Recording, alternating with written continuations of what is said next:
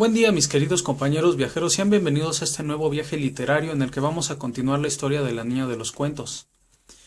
Antes de comenzar quiero pedirles que por favor si pueden suscríbanse, les suplico que puedan hacerlo ya que ya ven que en estos días las normas de YouTube han cambiado y francamente pues todos nosotros necesitamos ayuda para poder crecer en esta plataforma. Yo les pido que si les gusta por favor suscríbanse, si ustedes necesitan que yo me suscriba, por favor déjenlo en los comentarios y con gusto lo voy a hacer, así que sin más que nada que decir, pues vamos a continuar con la historia. Capítulo 2. Una reina de corazones. Me desperté poco después de la salida del sol. El pálido sol de mayo arrojaba sus rayos a través de los pinos y una brisa fría movía los ramajes por todas partes. Félix, despiértate, murmuré sacudiéndolo. ¿Qué sucede? Gruñó de mal humor. Es de día, vamos a levantarnos para ir afuera. No puedo esperar un minuto más para ver los lugares que nos ha hablado papá.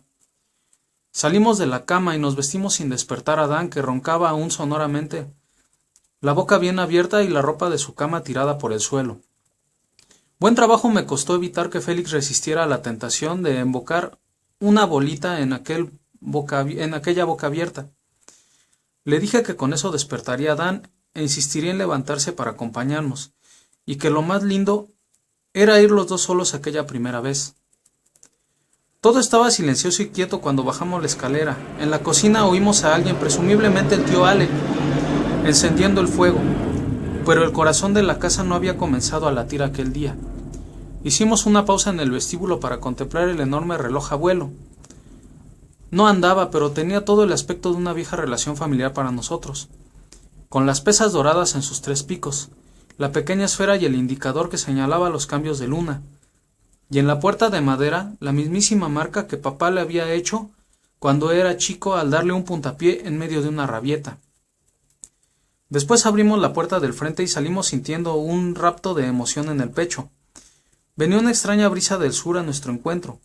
Las sombras de los abetos eran largas y bien recortadas, los cielos exquisitos de las mañanas, a hora temprana, azules, y sacudidos por el viento estaban sobre nosotros a lo lejos por el oeste, más allá del arroyo. Había un enorme valle y una montaña color púrpura cubierta de pinos, hayas y arces.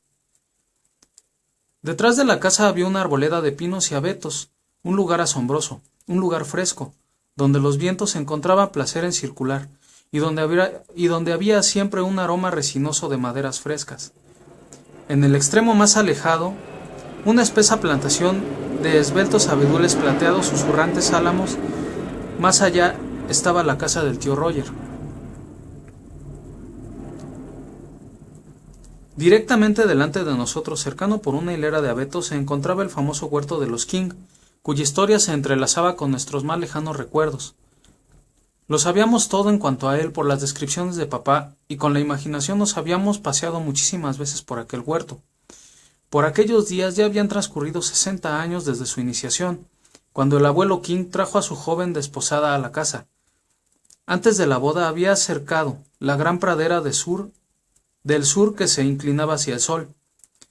Era el campo más fértil, el mejor de la región, y los vecinos le dijeron al joven Abraham King que levantaría muchas cosechas de trigo en aquella pradera.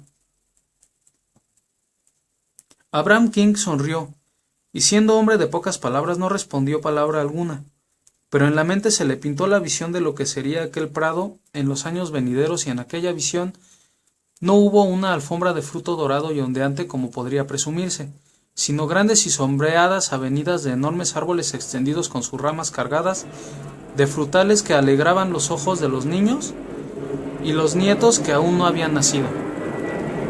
Era una visión que no habría de concretarse rápidamente, pero el abuelo no tenía mayor apuro. No sembró todo su huerto de una vez porque quiso que creciera y se desarrollara junto a su propia vida, que estuviera vinculado a todas las alegrías y bondades que cayeran sobre su hogar. Así fue como a la mañana siguiente de la boda apenas había traído a la joven esposa a la casa. Los dos fueron juntos al prado del sur y plantaron allí sus árboles de la boda. Esos árboles ya no vivían, pero nuestro padre los habría conocido de niño, y cada primavera reverdecían en frutos tan delicadamente coloreados como el rostro de Elizabeth King en el momento en el que cruzó el campo sur en la arborada de su vida y de su amor. Cada vez que les nacía un hijo a Abraham y Elizabeth, un árbol era plantado en el huerto para él. Tuvieron 14 hijos en total, y cada uno de ellos tuvo su árbol de nacimiento. Cada festividad importante de la familia se celebró de igual manera y cada visitante a quien se le dispensaba particular afecto era invitado. Después de pasar la primera noche bajo el techo de aquella casa a plantar su árbol en el huerto. De tal modo ocurrió que cada árbol de aquellos era un verdadero monumento verde que conmemoraba algún cariño, algún deleite o alguna alegría de los años idos, y cada nieto también tenía su árbol allí, plantado por el abuelo cuando le llegaba la noticia del nacimiento. No era siempre un manzano, podría ser un ciruelo, un cerezo o un peral, pero el árbol era conocido en cada caso por el nombre de la persona, por quién o para quién había sido plantado. Y tanto Félix como yo conocíamos el peral de la tía Felicity, el cerezo de la tía Julia, el manzano del tío Alec y el ciruelo del reverendo señor Scott, como si hubiésemos nacido y nos hubiéramos criado juntos de ellos. Y ahora habíamos llegado al huerto. Estaba delante de nosotros. No teníamos más que abrir la pequeña puerta pintada con cal en el cerco para encontrarnos en sus históricos dominios, pero antes de abrir la portezuela miramos hacia la izquierda a lo largo del sendero cubierto de césped y bordeado de abetos que conducía a casa del tío Roger, y a la entrada del sendero vimos una muchacha de pie, con un gato gris a su lado. Levantó una mano y nos saludó cordialmente. Olvidados momentáneamente del huerto, nos acercamos a ella porque sabíamos que aquella criatura era la niña de los cuentos, y en su gesto alegre y lleno de gracia había una seducción que no podía ser resistida. Cuando estuvimos a su lado, contemplamos con tanto interés que nos olvidamos de ser tímidos.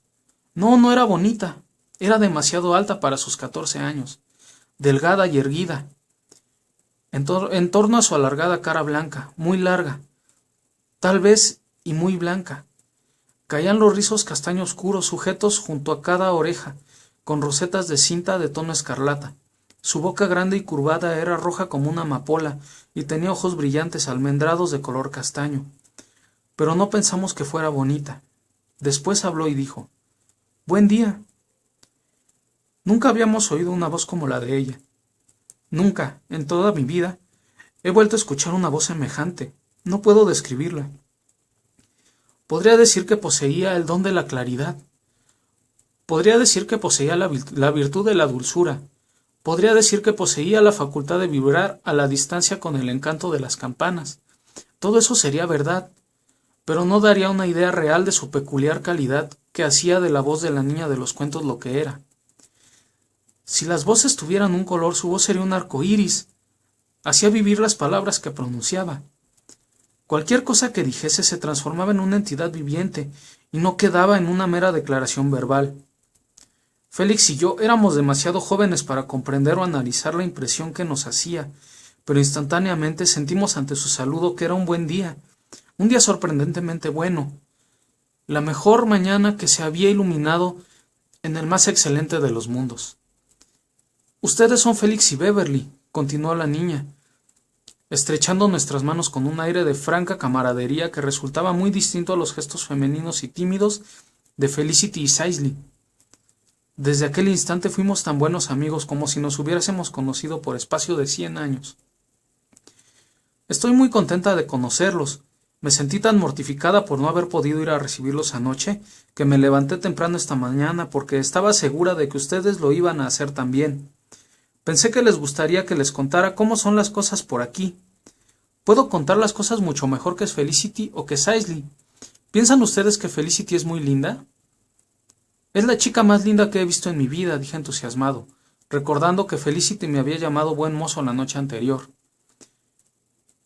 Todos los muchachos piensan del mismo modo, dijo la niña de los cuentos, no muy complacida a mi parecer, y supongo que lo es.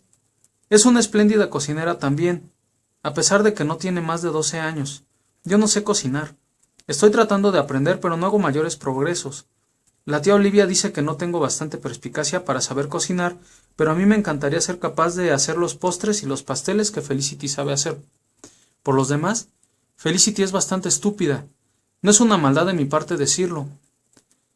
No es más que la verdad y pronto lo descubrirán ustedes. Yo la quiero mucho, pero es estúpida. Saisley es mucho más inteligente que ella. Saisley es un encanto. También lo es el tío Alec, y la tía Janet es muy buena también. Bueno, por mi parte les voy a dejar la historia aquí. Les agradezco mucho que la hayan escuchado. Vamos a continuar con ella en breve. Y quiero mandarles un saludo, un abrazo y espero que nos veamos en el siguiente viaje literario. Cuídense mucho y nos vemos.